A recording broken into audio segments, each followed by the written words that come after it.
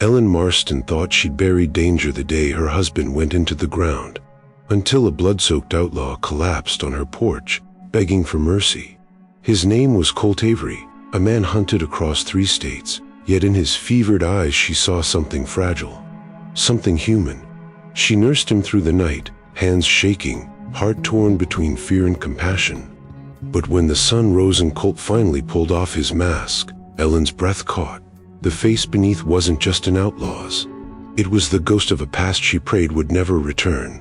Before we ride deeper into the story, if the spirit of the old frontier still stirs your heart, the campfire tales, the courage, the dust, and the honor, then saddle up with us. Hit subscribe and ring the bell so you'll never miss another ride through the legends of the Wild West.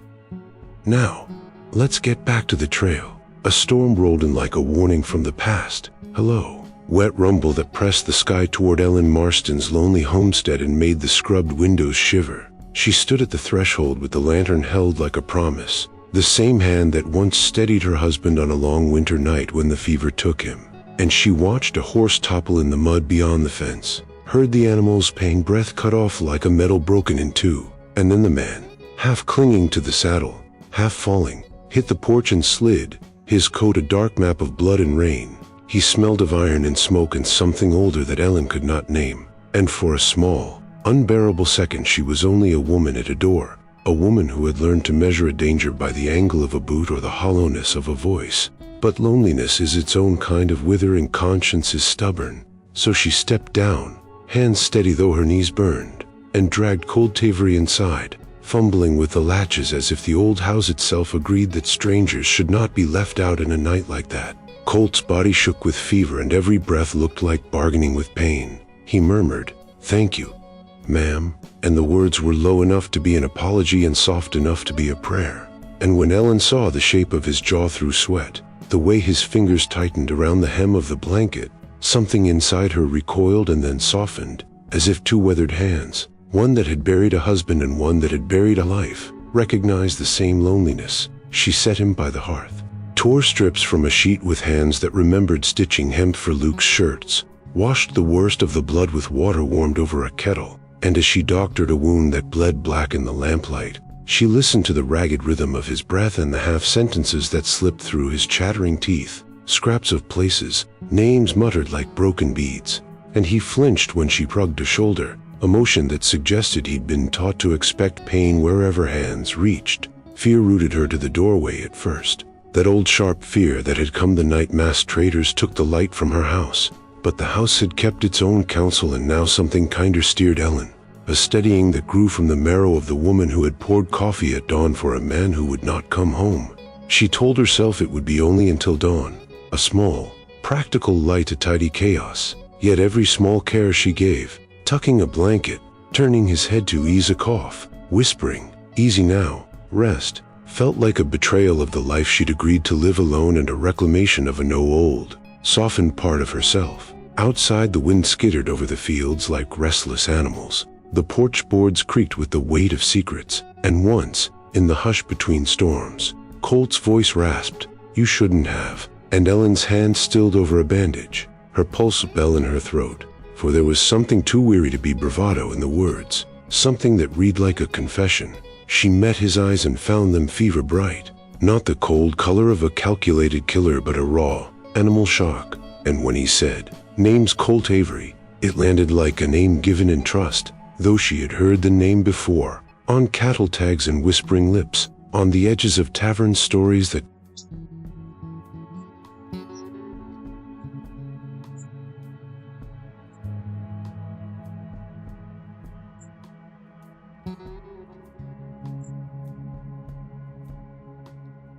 and something older than fear wrapped around her, memory, mercy, and the brittle hope that some wounds still deserved tending. So she kept the lantern low and watched the thunder pass like an old enemy. And though the night pressed close and every shadow felt like a story about to be told, Ellen Marston, widow, keeper of a small, stubborn hearth, stood vigil for a man who, in the hush of her kitchen, was more than rumor, more than blood. He was a human being whose quiet thank you echoed in the rafters and unsettled the heart. guarded calm that had become her life. The lamplight pooled soft and yellow across the kitchen table while Ellen Marston worked with the steady, practiced motions of a woman who had mended shirts, stitched collars, and tended fever for years until the stitches blurred with memory. The lamp threw Colt Avery's face into relief, sweat on his brow, a bruise blooming under one eye, and every motion he made was a map of survival. The way his fingers curled around the rim of the basin, the hitch in his breath that told of bullets and cold nights under open sky,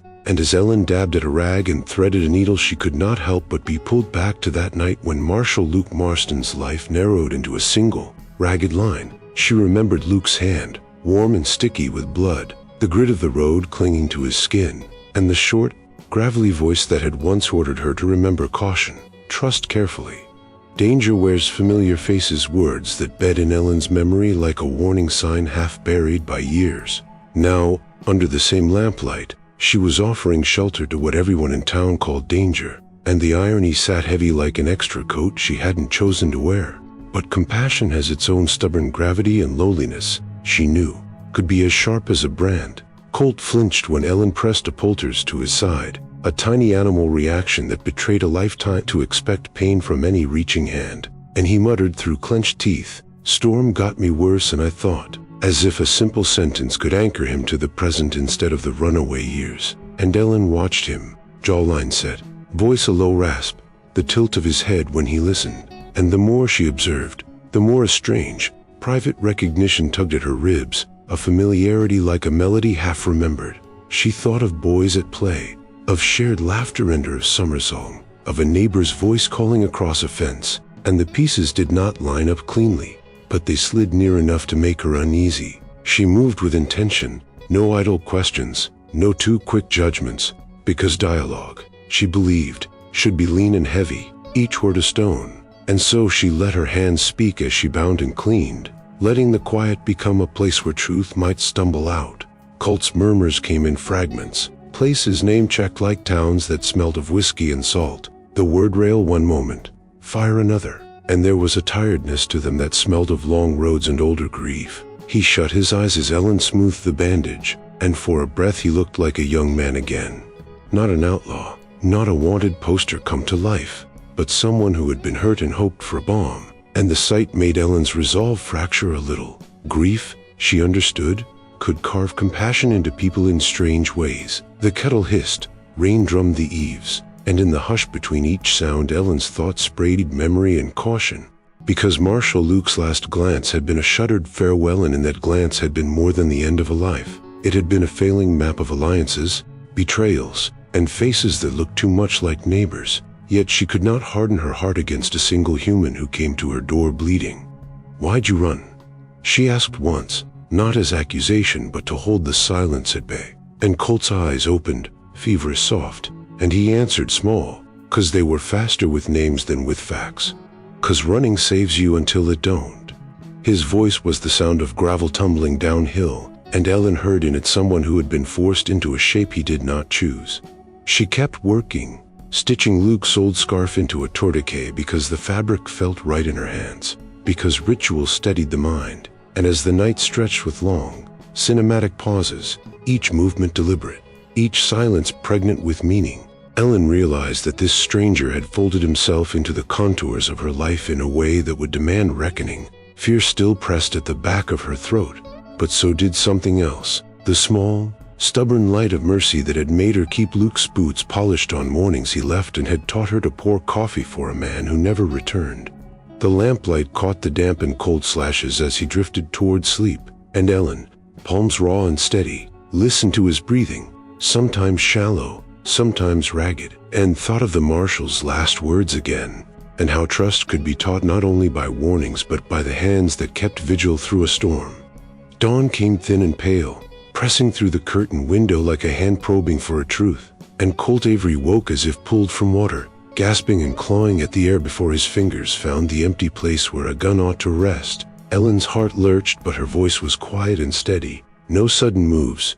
If you reach for iron, you'll ride the storm out again." And she felt the old marshal's caution live in her ribs, that same admonition Luke had pressed on her in his last fevered hours.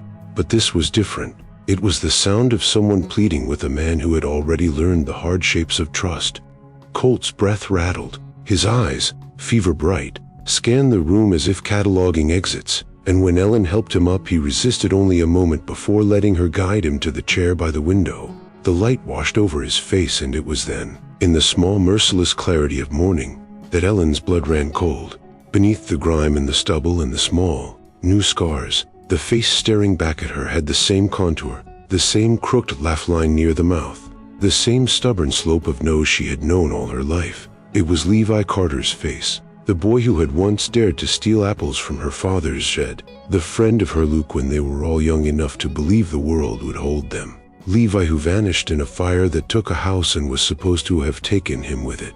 Ellen felt the room tip in her hands, remembered the way Luke's fingers had tightened on hers when he warned, "Danger wears familiar faces," and she watched Colt, Levi, remove the rag that had passed for a mask, and for a heartbeat the two names collided inside her like stones, impossible to hold together. Colt's eyes met hers, and there was no smugness there, no performance, only exhaustion and a rusted sorrow. And he said, voice low and oddly gentle, "Names are prisons," as if naming him Levi might chain him to a past that had burned him raw. And his refusal to be boxed felt both foolish and tragic to Ellen, for the town would prefer labels: outlaw, murderer, deserter, while the truth she saw in the hollows of his cheeks was messier, full of old loyalties and consequences that did not fit on wanted posters. She remembered Levi as a boy who could whistle at horses and mend fence with a crooked grin, and the memory did not want to sit beside the wanted posters that had hung in dusty saloons and post offices. Colt Avery's face printed with a bounty and a list of crimes. But memory is a stubborn thing, and as the sun slid its first honest ray across the table, that stubbornness made Ellen ask a question she did not want to ask. Levi? And when he flinched, the flinch was not indignation but pain, a reflex like a man remembering the smell of smoke and the weight of a falling roof. He swallowed and his voice cracked. "Names change folks. I took a name that kept me breathing," he said, and the way he said it suggested a ledger of choices, things done in the dark to survive, lines crossed that could not be uncrossed, a life that kept retreating behind aliases to avoid the nooses of men who kept score with lead. Ellen's chest ached with a strange, sharp hope and a colder dread. If this man was Levi, then everything she had stitched back together after Luke's death might unpick. If he was not, then she had sheltered a wanted man who might drag her into the same mud that had claimed her husband. Yet the narrative in her bones leaned toward mercy. She had watched Luke die with a face she could no longer trust, and she could not let that grief harden into cruelty. She studied Colt's hands, saw the same notches on his thumb where Levi had once carved small scoops for sugar, and the evidence felt like a whisper from a past that would not be silenced. Colt, Levi, caught her gaze and added, softer, "I can't be the boy you remember, Ellen. I'm sorry for the holes I left." The apology fell into the quiet like a small, fragile thing. Outside, the storm had passed and the world smelled of wet earth in the bright, clean thread of new daylight, and inside the kitchen the moral geography shifted. Ellen could turn him out into a law that had eyes and no mercy, or she could keep tending, let the slow work of healing show whether this man was a ghost of a friend or an outlaw using grief as a costume. Her hands moved before her mouth. She found a clean cloth and folded it, not as surrender but as a decision. The lamplight guttered, then steadied, and the day began in earnest, with a name neither wholly claimed nor wholly denied hovering between them like smoke. The day moved in small, familiar chores as if the house could stitch time back together. Ellen swept, the broom whispering over floorboards that had known Luke's boots. She stacked wood until her shoulders ached. She boiled coffee and set 2 cups out of habit, though one remained cold, and through every mundane motion memories threaded like stubborn roots. Levi as a boy with a grin that split his freckled face, the way he'd found mischief in every fence post and left a carved wooden sparrow tucked beneath Ellen's pillow the winter she turned 11. The sound of his laugh ricocheting off a summer barn while Luke and he argued over horses in a way that ended in slaps on the back and shared cigars. And those recollections unspooled then nodded against the man in her bed whose breathing was a rough metronome and whose eyelids trembled as if seeing fires behind closed ledges. She moved through the morning with the practiced economy of a woman who had learned to keep grief like a ledger, accounted for, kept in small, neat piles, Yet every time her hands brushed a shirt or a tool, she expected to find Luke's presence folded into it. And instead she found echoes of a different life, the one that might have been if Levi had not vanished, if the fire had not come like a verdict. Outside, the field shimmered under a reluctant sun, and the parlor clock ticked with the kind of long pauses that make a person notice how loud their own heartbeat is. And Ellen carried water from the well with the bucket swinging, the leather strap biting into her palm, thinking in the neutral, practical cadence of chores because it steadied her. She paused halfway, feeling the weight of a choice: drive Colt, Levi, out into the road where men with torches and a thirst for easy justice would tear him limb from limb, or keep him and invite the law and rumor and perhaps an end to the small peace she had managed to build since Luke's grave. Loneliness, that old, withered companion, pressed close, and its voice was cunning. It reminded her of breakfasts eaten at a table set for one, of bed sheets that never shook with another's sleep, of mornings when even the sunrise felt like an unshared secret, and in the wet, hollow hour of indecision it bent her toward mercy. Still, memory was not a blindfold. This man wore scars that spoke of a harsher education than boyhood pranks, a Joan hardened by blows, knuckles scarred and nicked in ways that told of a life taught to settle disputes with fists or bullets. And when he shifted in sleep, a thin white thread of something like hatred or fear tightened the muscles of his mouth. So Ellen watched him with a nurse's focus, noting each twitch, each shallow breath, cataloging pain as if she could map it and thus know whether it belonged to guilt or to survival. She had held men through fever and bleeding before and knew the difference between a man softened by grief and a man made hard by the choice to hurt. And this man folded into blankets with a murmur that might be prayer or confession, felt like both, a haunted shape carrying wrongs that might not be wholly his and a stubborn will that had learned to shelter itself behind cruelty. She found herself reminded of small kindnesses Levi had once shown. A thumb wiped over a streak of flour on her cheek, an illicit loaf of bread slipped under the kitchen door when rations ran low, and that tangled with the evidence before her, when she ladled stew into a bowl and put it where he might find it without being seen. She watched him smell the steam and draw in like a man who had not expected mercy, and the grief behind his eyes flared and dim. A lamp touched by tremor. Ellen thought of Luke's last words, trust carefully, and felt their weight like a belt around her ribs, but she also felt the weight of her own hands, hands that knew how to tend, how to press linen, how to anchor a body to the present through small ministrations, and that knowledge not at the sharper rules the town would hand down. By dusk she had not chosen to drive him away, not because she had forgiven every possible sin written into his past, but because she recognized suffering when she saw it, and in the hollow of his chest there was a sound she could not turn from, the quiet, stubborn rhythm of a man who had been broken and might, if given a chance, be put back together not by the law but by the slow, merciful work of honest care.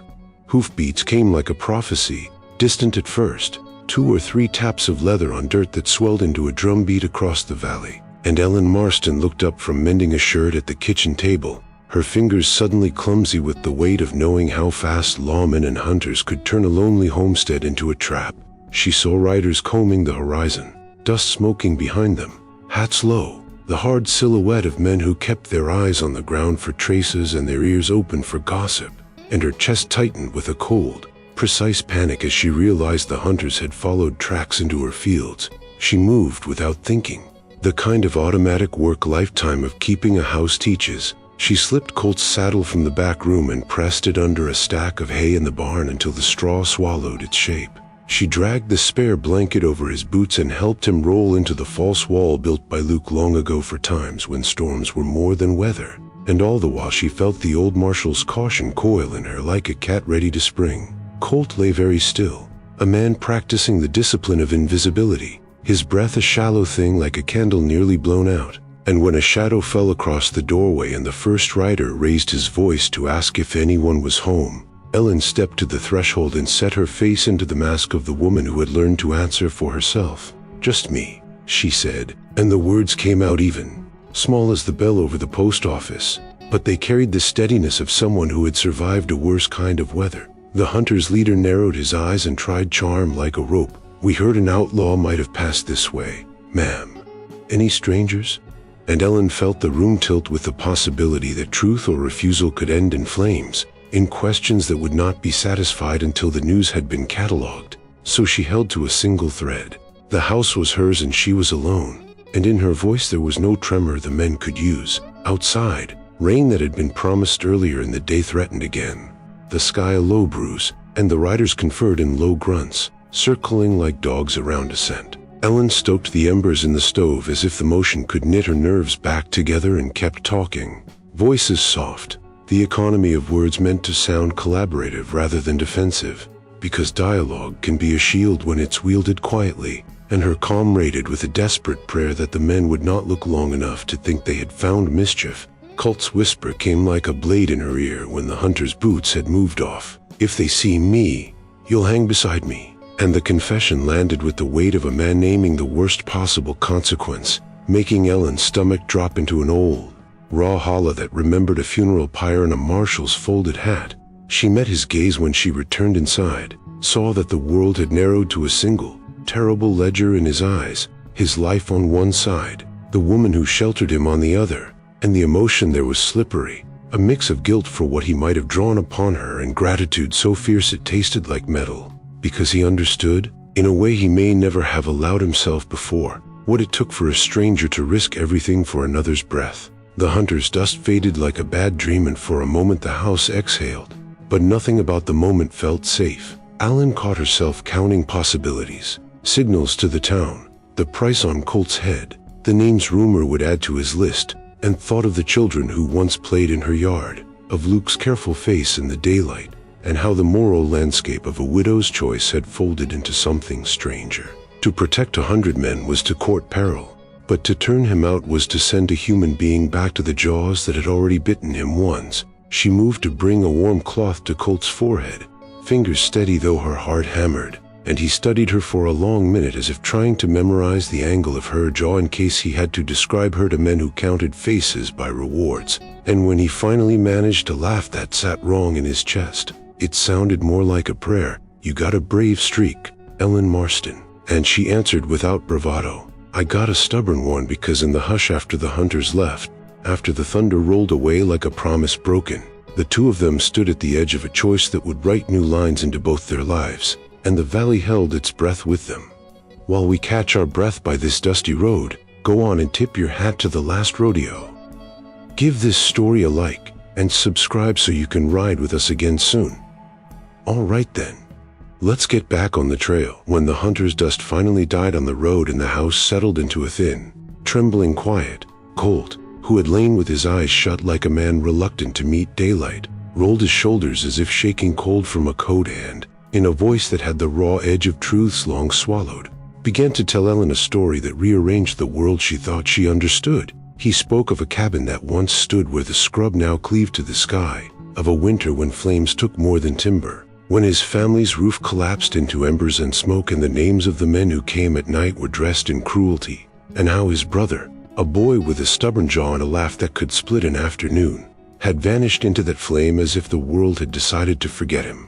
Colt's words came in measured pieces, each one a stone thrown across a still pond, and he said he'd searched for that brother until the land itself seemed to close over the tracks, until bounty posters with his face on them replaced the boy's name on his dung. The law, he went on, is a ledger that favors tidy accounts, and when someone needs a culprit they tend to shape one from the nearest shadow. Guns in town didn't ask if Colt had been at the wrong place the night the saloon went dark or if his horse had fled. They inked his name on paper and handed it to men who kept rifles ready. He admitted to running not because he loved the road but because the road was a refuge the law could not reach. And in the ragged cadence of his confession Ellen heard something that matched the shape of her own sorrow. The way the town had catalogued Luke's death as an unsolved scrap while her heart kept tally in a language the sheriff could not read.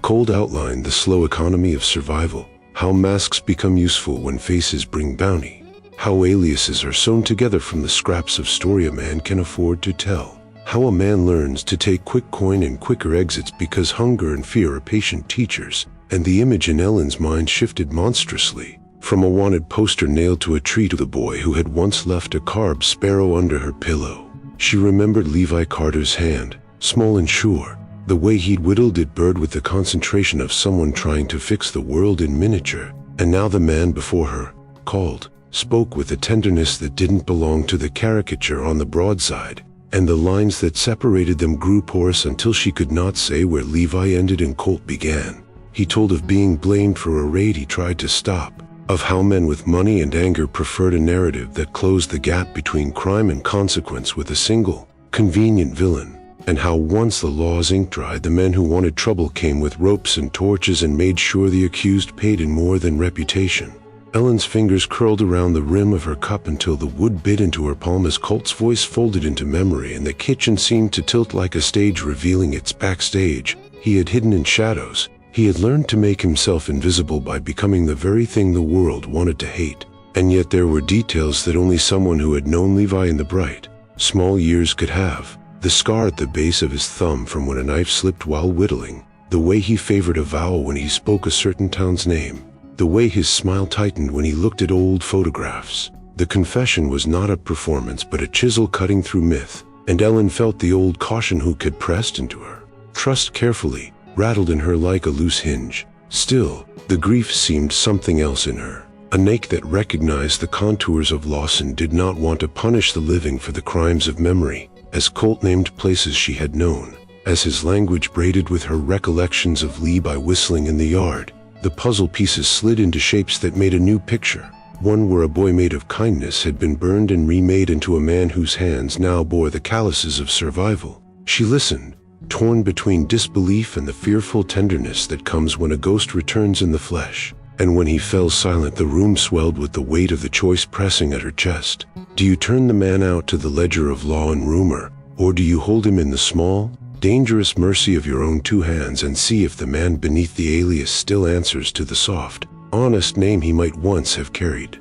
Ellen sat opposite Colt with a tin cup cupped in both hands, the steam rising like the small, polite ghosts of the kitchen, and when she finally spoke it was in that spare, deliberate voice she used for hard facts and kinder lies. I saw a man that night, she said, and the words landed like coins on the table. She told him about a winter wind that cut through the valley and how Luke had ridden out to answer a call no good man should have to answer, how lantern light swung like a pulse over the path and then a single shot carved the air and Luke dropped, a sudden, graceless thing, and how Ellen had run barefoot into the dark with her skirts snagging on brambles until she found him on the road, his blood already a small apology on the dirt, his fingers fumbling for hers, and through the smoke and the confusion she had seen a shadow move. A man in a mask, tall, the way he stood made her think of boys who had grown into wrong choices, and for one long breath the silhouette hesitated as if between guilt and the shape of a human memory, and Ellen remembered the hesitation like a bruise because it felt like recognition,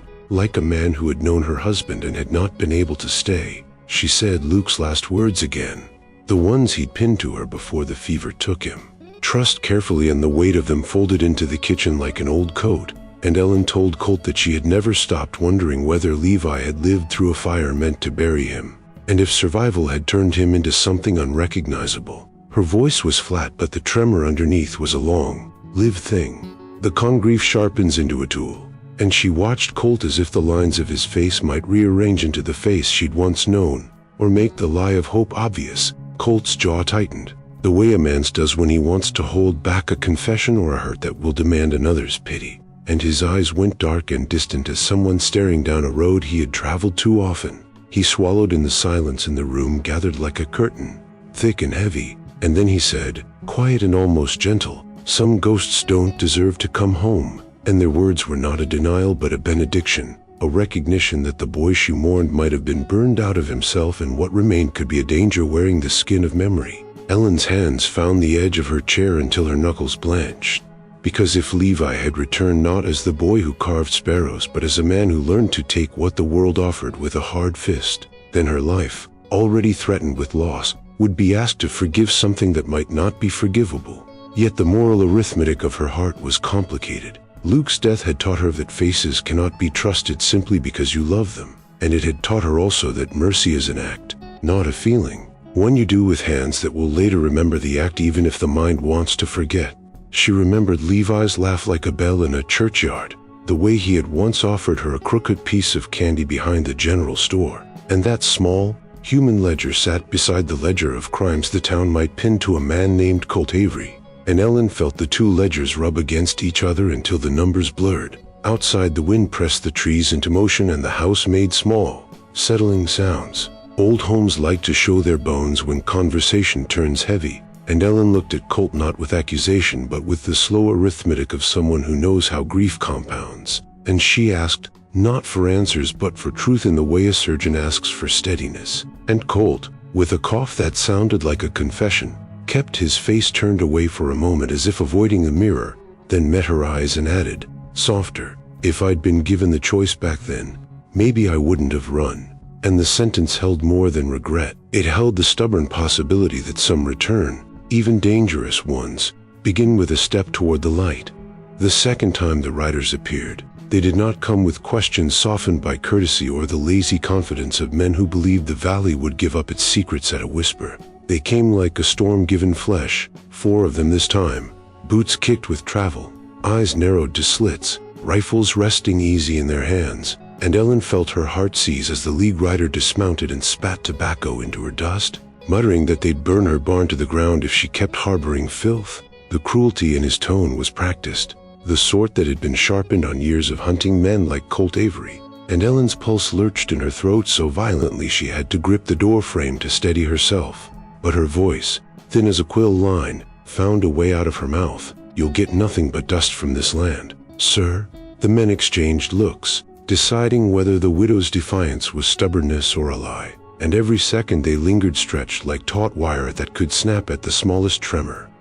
Inside, Colt moved with a quiet, wounded precision, slipping behind the false wall Luke had built years ago during the Apache raids, a hidden cavity just wide enough to fit a man who knew how to become a shadow. And Ellen prayed the plank wouldn't creak as he pressed himself into darkness, breathing through cloth to muffle sound.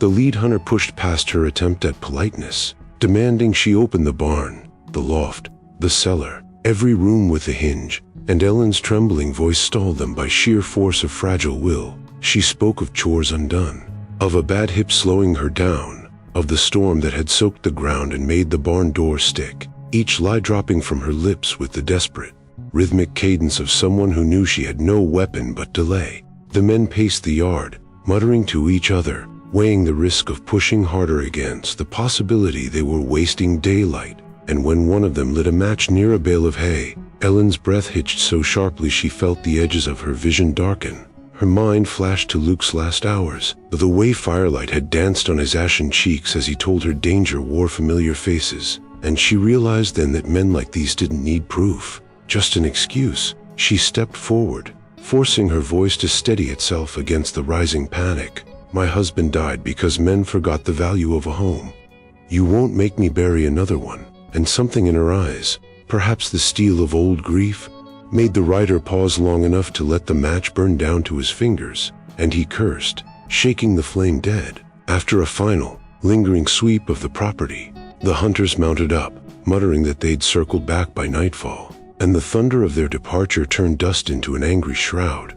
Ellen shut the door with shaking hands, the silence that followed so sudden it felt like a blow, and she took 3 steps toward the table before her legs buckled, sending her collapsing into a chair as if her bones had finally admitted the weight of the fear she'd held at bay. She pressed her palms to her face, feeling the tremor in every nerve. The terrible aftershocks of courage spent too quickly. After a moment, the false wall scraped softly, and Colt emerged slow as a man stepping back into the world from a place he didn't expect to survive. Eyes shadowed, shoulders tense, a look of disbelief cutting across his features. He seemed smaller somehow, not by stature but by the realization that someone had chosen to stand between him and danger with nothing more than a widow's resolve. You didn't have to do that, he whispered, voice rough and cracked, as if the words scraped through something raw inside him. Ellen looked up with a steadiness that wasn't bravado but the simple truth of a woman who had already lost more than any lawman could take, and answered, nobody else deserves to lose their home, or their life, to violence, and the sentence hung between them like a vow, the kind that stitched 2 battered souls into the same fragile, flickering hope that maybe mercy, once chosen, could carve its own revenge against the dark. The evening settled over the homestead like a soft, exhausted sigh, the kind that follows danger and leaves everything trembling in the quiet, and Ellen lit a fire not for warmth but for steadiness, letting the lamplight mix with the flicker so the room felt less like a place where men had threatened to set flames and more like the home she had fought to protect. Colt sat slumped near the hearth, breath uneven, the stress of the afternoon carving new shadows along his jaw, and when he tried to stand, his knees buckled in that stubborn way a wounded body resists its own frailty. So Ellen stepped in beside him, sliding a steadying arm beneath his, feeling the heat of his fevered skin through his shirt and the tremor in his muscles as he leaned into her support. Their movements were slow, cautious, like two animals circling a truce neither had spoken aloud, and when she guided him to the chair by the fire he released a breath that quivered against the weight of old hurt, murmuring something like an apology for being trouble, a word that landed too heavily on his tongue. Ellen sat opposite him, elbows on her knees, studying the fire glow on his face. It softened him, peeled back the outlaw edges, revealing the quiet tenderness of someone who had once known gentler things and might still be capable of them. Colt's gaze flicked over her features, lingering not with hunger or entitlement but with a weary, reverent curiosity, the wary eye of a man who had not been looked at with anything but suspicion for years. He said her name once, low, as if testing how it felt in his mouth, and when she met his eyes, she saw something unexpected. Not danger, not the hardness she braced herself for, but recognition, the aching familiarity of two people who had both stood at graves and survived the kind of nights that steal voices. Their conversation unfurled in threads, thin at first, soft questions about the ranch, murmured reflections on storms past, Colt's halting admission that he hadn't seen a hearth fire from this close since he was a boy, Ellen's quiet acknowledgement that a home feels larger when it holds two people instead of one,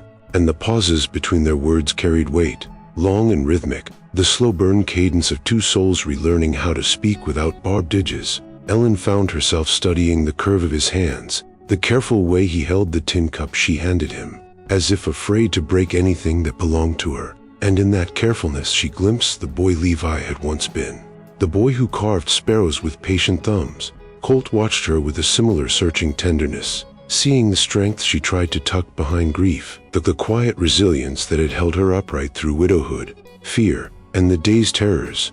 The fire crackled as if filling the silence with its own voice, and a moment hung between them, not romantic, not charged with desire, but heavy with understanding, the kind that settles in the marrow when two broken souls lean toward each other without meaning to. Ellen felt the shift like a soft take. She did not trust him, not fully, but she did not fear him in the same way anymore, and that alone was dangerous. Colt watched the light play across her face, and she saw the slightest tremor of vulnerability in him. A man terrified that someone might see through the armor he had built out of survival and solitude. Outside, the wind brushed the shutters like an old friend asking permission to enter.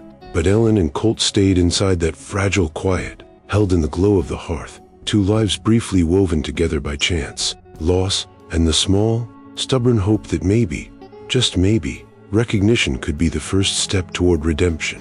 Ellen rose before the sun, her body trained by years of ranch work and widowhood to move quietly through the early dark, and as she stepped past Colt's sleeping form, one arm draped over his chest, breath tight and uneven, something small and out of place caught the faint blue-gray light pushing in through the window, a wooden sparrow, worn smooth at the edges, hanging from the leather of his belt. The sight struck her like a blow, knocking the breath from her chest with a force she hadn't felt since the night she buried Luke, because she knew that sparrow, knew the grain of it, the imperfect wing where a knife had slipped, the tiny notch at the tail that Levi Carter had teased her about when he first handed it to her as children. She reached out with trembling fingers, barely brushing the carving, and the memory of Levi's young smile, bright and clumsy and earnest, rose like a ghost she wasn't ready to meet. Shock flooded her so suddenly her knees weakened, and she had to grip the doorway to steady herself as realization crawled cold and sharp through her ribs. Colt wasn't just similar to Levi and Wayne's memory could excuse. He carried Levi's mark, the exact one that had vanished on the same night Levi disappeared into flames. She spent the rest of the dawn in a fog, boiling coffee she didn't drink, wiping the table twice, sitting and standing and sitting again, her mind circling the terrible, thrilling, devastating truth until the sun lifted over the ridge and Colt stirred awake. When he noticed her watching him, her face pale, shoulders tight, he pushed himself upright slowly, searching her expression like a man expecting a gun drawn. Ellen held up the sparrow with shaking hands, the carving dangling between them like a verdict, and her voice came out in a cracked whisper. "Where did you get this?"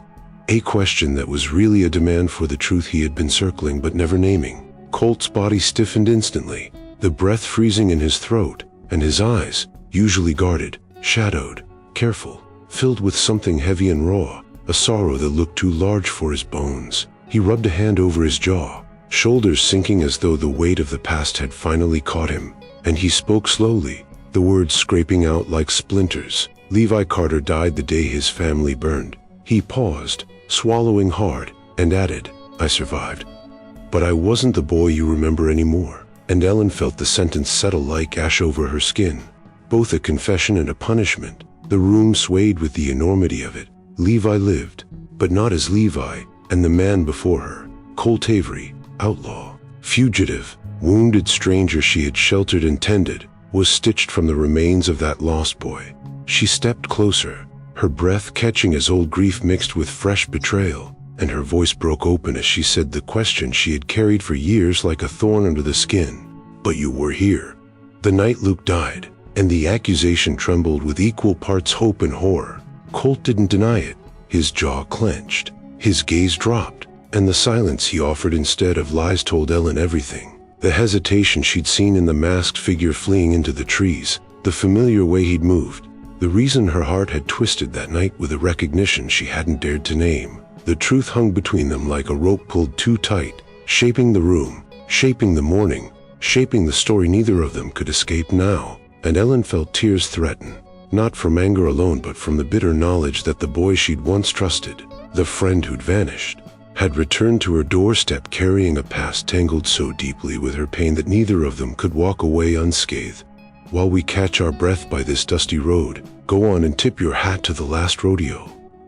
Give this story a like, and subscribe so you can ride with us again soon. All right then, let's get back on the trail. Colt sat heavily, as if the chair beneath him were the only thing keeping him from collapsing under the weight of years he had never spoken aloud. And when he finally began to speak, his voice trembled with a rough, uneven cadence that made Ellen brace her hands against the table to keep herself from shaking with him. He told her that on the night Luke died, he had been tracking the same raiders who burned his family, men without banners, without mercy, moving like a sickness across the frontier. And he had followed their trail for 3 days without rest, bleeding from a gash on his ribs, driven by a grief so fierce it blurred into purpose. He said he recognized one of their horses tied behind the old creek bed near town, recognized the hoof print of a man who had been there the night Levi Carter's world ended. And he realized with a jolt that the raiders were circling again, not for land this time, but for a lawman who had grown too curious about the bodies left in their wake. Colt's breath hitched as he described seeing Luke riding toward them, lantern swinging from his saddle, unaware of the danger crouched in the brush ahead. And Colt swore he tried to shout, tried to wave him back, but the cold wind torn the warning from his throat. The raiders fired first, 3 quick flashes in the dark, and Luke's horse reared, pitching him to the ground, and what followed unfolded too fast for any redemption. Luke reaching for his gun, a second shot splitting the night, Colt stumbling forward despite the blood soaking his shirt, trying to drag Luke behind a tree even as his own vision swam and his strength faltered. He said Luke was still breathing then, barely, fingers grasping Colt's sleeve in that desperate, instinctive human way that says, "Don't leave me, stay. I don't want to die alone."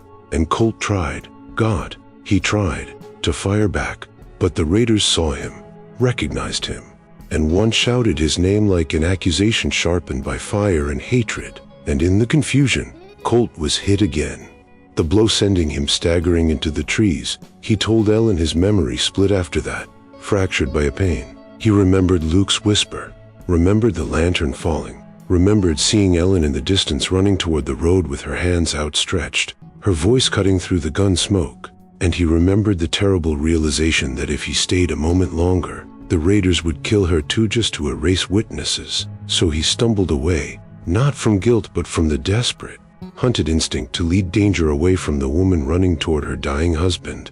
Colt covered his face with shaking hands as he spoke the last part, his words barely holding together. He said he fled because he was wounded, because he was hunted, because he had no mask then and no name left to hide behind, and because he knew the town would see him standing near the marshal's body and assume he had been the one to fire. When the story ended, Ellen pressed a hand to her mouth, a choked sound slipping past her fingers as grief punched through her chest in a hot, terrible wave, not just for Luke, but for the broken boy who had tried in his wounded, half-ruined way to save him. Tears filled her eyes, blurring the man before her into the shape of the boy he once was, and she whispered, voice cracking open under the weight of everything she just learned, "Why didn't you stay? Why didn't you tell me?" And Colt, eyes red and hollow, whispered back, "Because I didn't deserve to." They came at dusk, as if darkness itself had gathered into horsemen, 6 this time, not 4, their silhouettes jagged against the bruised horizon, each carrying a torch that spit orange fury into the wind. Ellen saw them first from the kitchen window, a line of fire snaking across her land like an omen, and for a heartbeat she felt that same old terror grip her spine, the one that had lived there since Luke's last breath. But the fear hardened instead of hollowing her, and she reached for the rifle Luke had kept mounted above the door, the wood familiar beneath her palm, the metal cold enough to anchor her resolve. The lead hunter shouted her name, voice coarse with triumph, and called out his demand. "Bring out the outlaw or we'll take him from your ashes," and Ellen stepped into the yard with her shoulders square. The rifle leveled though her hands trembled just enough to betray the human beneath the rage. Flames licked the sky, casting long shadows across the fields, and the hunters fanned out in a semicircle, boots grinding dust as they prepared to force their justice down her throat. She spoke with a voice steadier than the heartbeat battering her ribs, telling them the truth she had decided to claim even if it cost her life, that no man would be dragged from her land tonight, not by those who mistook cruelty for righteousness. Inside the house, Colt heard the shouts, heard the rattle of rifles being cocked, and though his body screamed from wounds that had barely begun to knit, he pushed himself upright, breath ragged but resolve sharp as cut glass. Ellen muttered a single warning as he stepped through the doorway, "Don't." But he moved past her anyway, not with bravado, but with the quiet inevitability of a man who could not let another soul burn for the sins the world had stapled to his name.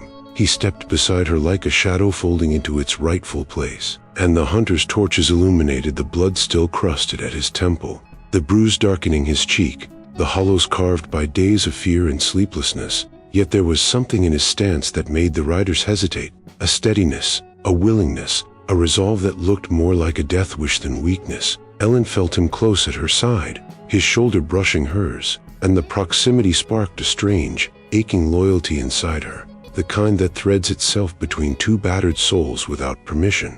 The sky above them dimmed as storm clouds gathered in thick, roiling masses, thunder rumbling like hooves in the heavens, and the wind whipped dust into curling eddies around their feet as if the very valley were bracing for the violence about to ignite. One hunter raised his torch higher, threatening to set barns and fences afire, and Ellen lifted her rifle in silent challenge, her voice low but unbroken. "This home stands. You will not bring fire here again," and her words rippled through Colt in a way that reshaped something fractured inside him. The hunters drew their guns, the metallic clicks sharp as teeth, and for a moment the world stilled, wind holding its breath, fire wavering, hearts pounding like war drums, until Colt took one step forward, placing himself half in front of Ellen, his voice hoarse but resolute as he said, "You want me, you look at me. Leave her out of this." And the declaration cracked through the tension like a lightning strike. Ellen's throat tightened, not with fear now but with a fierce, almost unbearable recognition. What began as fear between them had hardened into something else, loyalty, undeserved but real, born from shared wounds and the fragile courage to stand together when the world demanded they fall apart. And as the valley darkened beneath the swollen storm, as torches hissed in the rising wind, it became clear that neither Ellen nor Colt would walk away untouched, but neither would they face the hellfire alone. Dust cracked open violently, the storm clouds above rolling like a living thing as the first shot split the air and sent the horses screaming into motion.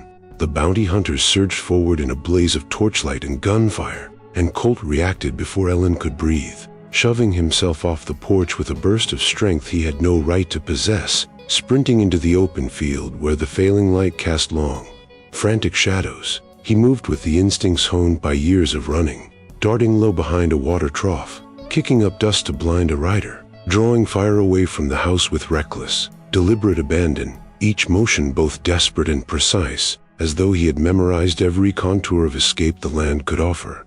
Bullets carved the air around him, sharp flashes of violence that struck dirt inches from his boots, and Ellen felt her heart cleave open at the sight, her pulse hammering with the old terror she had lived with since Luke died. But this time she didn't freeze, didn't crumble. She lifted the rifle, braced it against her shoulder, and with a steadiness she hadn't known she still possessed, fired cleanly at the nearest rider, the kick jolting through her bones like a memory waking. The man reeled back, cursing, his torch dropping and sputtering out in the dust, and Ellen chambered another round, firing again and again, each shot fueled not by rage but by the fierce, unshakable need to protect the broken man who had somehow become entwined with her own grief. Colt called out to her once, "Left side," and she swung the rifle just in time to send a warning shot past a rider trying to flank him, the bullet grazing his hat and sending him scrambling back with a startled yell. The field became a frantic sprawl of motion, Colt tackling one man from his horse, rolling through dirt and flame, striking hard with the butt of a stolen pistol before scrambling away from a second attacker whose torch nearly clipped his shoulder. Thunder cracked overhead, rattling the valley, and the wind whipped smoke across the scene in harsh, swirling veils that made every shape flicker like ghosts. Ellen kept firing, her breath sharp, her hand steady as if some old part of her, buried since Luke's last stand, had returned to guide her aim, and each shot she sent into the dust carved another sliver of fear into the hunter's resolve. At last, one man shouted retreat, his voice cracking with disbelief that a window and a wounded outlaw had driven them into such disarray, and the remaining riders scrambled onto their horses. Fleeing into the rising storm with curses swallowed by wind and thunder, silence fell in ragged pieces as the last hoofbeats faded, the air thick with smoke, dust, and the first cold drops of rain. Ellen lowered the rifle slowly, her breath shaking loose from her chest as she searched the yard for Colt, found him stumbling toward the porch, blood darkening his side again, his steps uneven, his strength flickering like a dying lantern. She rushed to him just as his knees buckled, catching his weight against her shoulder as he collapsed onto the porch boards with a rough groan. His smile, faint and crooked, lifted through the pain, and he managed, between breaths that rattled like something breaking free inside him, "Guess I owed you a fight. For all my running." And Ellen felt her throat tighten as she pressed her hand to his wound, leaning close enough to hear the stubborn heartbeat that refused to quit, the heartbeat of a man who would run from everything, past, guilt, himself, until the moment he chose, finally, to run towards something worth standing for. The rain had turned to a thin, cold drizzle by the time Ellen dragged Colt inside and laid him against the wall, his breath shallow, his eyelids fluttering with exhaustion that went deeper than any wound. He pressed a trembling hand to her wrist, stopping her for the briefest moment, and in a voice stripped of pride, stripped of all the half-truths he had carried like shields, he rasped, "Turn me in, Ellen. Please. I'm tired of masks, tired of ghosts, tired of waking every day wondering which lie is going to get me killed." His words shook not from weakness but from a soul worn thin by years of running, and Ellen felt the plea like a cold blade sliding beneath her ribs. She knelt beside him, brushing wet hair from his forehead, seeing not the outlaw the world believed him to be but the shattered, aching remnants of the boy she once knew, the boy who carved sparrows and tried to save Luke even as the world blamed him for the fire of his own past. Colt's breath caught when she didn't answer right away, when instead she checked the bleeding at his side, her hands firm and sure, her silence thick with a choice he feared he already knew. "They'll treat me better than dying in a field," he whispered, a grim laugh fighting its way through his raw throat. "At least a judge gives a man a moment to look death in the eye, and I'm done fighting from it." Ellen shook her head slowly, fiercely, the motion small but charged with every grief she had carried since Luke's body grew cold in her arms. "Levi, Cole, whatever name you carry," she said, her voice trembling but steadying with each word, "you are not the man they've carved on those posters. I've looked killers in the eye. You're not one." Cole closed his eyes, jaw tightening as if the softness of her voice hurt him more than any bullet. "You don't know what I've done," Ellen answered. "I know what you tried to do, what you've always tried to do. Protect the people you love, even when it costs you everything. Rain tapped softly against the windows like timid knuckles, the sky a muted gray bruised with retreating storm clouds, and Ellen made her choice with the weary certainty of a woman who had lost too much to let the world take another good soul from her doorstep. She pulled Luke's old wagon from the barn, hitching the mule with practiced hands, then returned for Colt, guiding him out with her shoulder beneath his arm. He protested at first, weakly, then not at all, as she lifted him into the wagon bed, cushioning him with blankets softened by years. When she climbed into the driver's seat and took the reins, Colt's eyes opened just enough to watch her silhouetted against the dimming sky, and there was awe in them, pure, stunned awe, as if he could not fathom why a widow with every reason to hate him would choose mercy over the clean simplicity of surrender. As the wagon rumbled forward onto the muddy trail toward a distant town where, Ellen claimed, a fair judge still sat behind a bench unclouded by bribes or bloodlust, Colt whispered, voice barely a thread, "Why risk everything? For me?" Ellen did not look back, but her answer came soft, shaped by love, loss, and the deep, quiet wisdom grief had carved into her, because someone should have done the same for Luke, and for you. The words wrapped around them like a fragile promise as the wagon carried them toward whatever fate awaited, justice, mercy, or something in between. And for the first time in years, Colt Avery let himself hope that a man broken by the world might still find a way to stand in its light. They crested the ridge just as the sky began to pale, the first ragged fingers of sunrise loosening the dark from the field, and Ellen felt the wagons creak like a heartbeat slowing after fever. The town sprawled below them in a neat line of roofs and chimneys, a place where names were stamped on ledgers and reputations pinned up like dried flowers. And as they rolled into the square, the few early risers stopped their tasks to stare, murmurs skimming across porches like birds. Colt sat propped on blankets, pale but steady, his wounds bound with the careful hands of the woman beside him. And when Ellen helped him down, her fingers lingered a moment on his wrist, an unspoken benediction for a man who had carried too much. The sheriff met them with the grave politeness of a man who'd seen too many bargains end with rope or gunfire.